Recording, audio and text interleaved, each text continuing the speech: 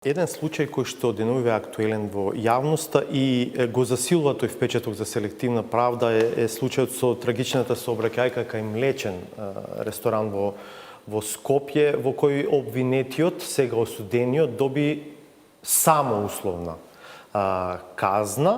Тоа покрена цела јавна дебата.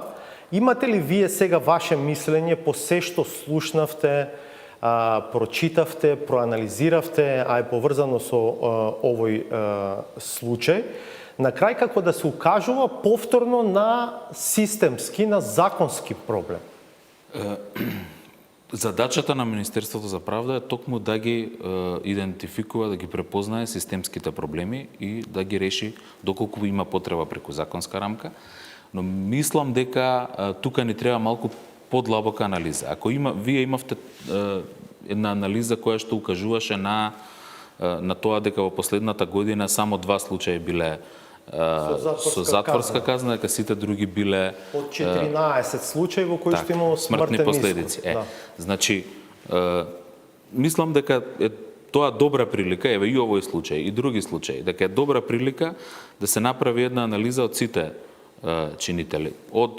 чинители, поврзани со безбедноста на сообраќајот. Министерството за правда, Министерството за внатрешни работи, судовите надлежни и судовите надлежни за прекршоци и оние за кривични дела, значи да направиме една анализа во која што ќе видиме дали е законот проблем, дали е проблем судската пракса, па ако е проблем судската пракса да ја подобриме или да направиме некој начален став, начално мислење преку Врховниот суд, или пак е проблем спроведувањето на законот на улица, да речам, преку сообраќајната полиција. Имаме републички, како се вика, совет за безбедноста во сообраќајот. Мислам дека така е најдобро да пристапиме на овој проблем системски, за да има ефект.